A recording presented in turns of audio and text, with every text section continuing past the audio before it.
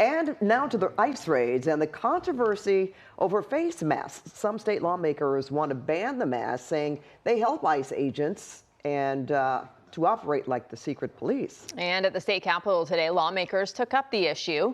KCAL News political reporter Tom Waite is here with more on the proposal and reaction from the Trump administration. Tom. Well, as you can imagine, the Trump administration fiercely against this, and Democrats are trying to push it forward. We'll see what happens. Democrats are moving this legislation forward, but after fierce opposition from local law enforcement, they had to make some changes after one of their votes failed. Republicans say Democrats have only themselves to blame for all the chaos that's happened lately, saying that sanctuary city policies are putting agents and detainees in danger.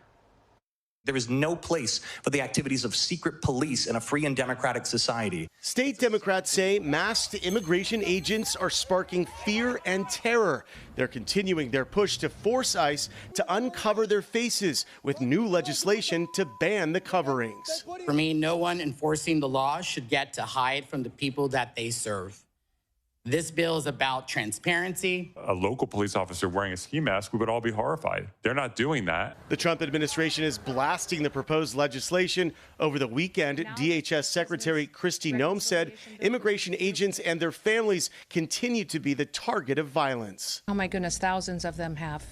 Thousands of them have. And I will tell you that violence is anything that threatens them and their safety. If you watch the video from what happened in California at that marijuana grow facility, that was horrendous. That was horrendous to me. Those individuals that were attacking those officers were trying to kill them.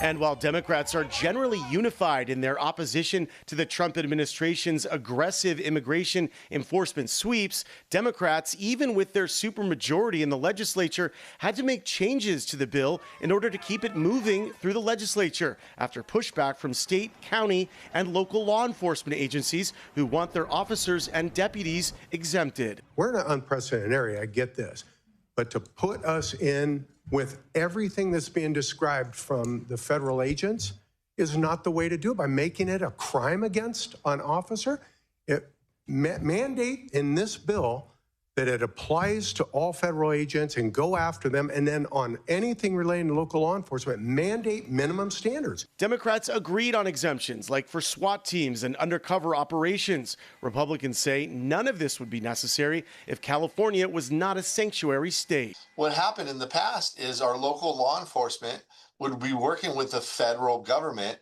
to make sure we deported the right people. And the fact of the matter is, the reason why we have this in our communities that are at our car washes or swap meets is because the policies here in Sacramento and also through cities like LA with Karen Bass that have these sanctuary state and sanctuary city laws.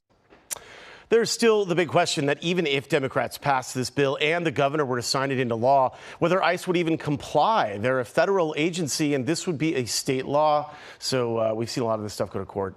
Pat, I expect this will too if it becomes law. Yeah, thanks so much for the reporting and the follow-up. All right, Tom.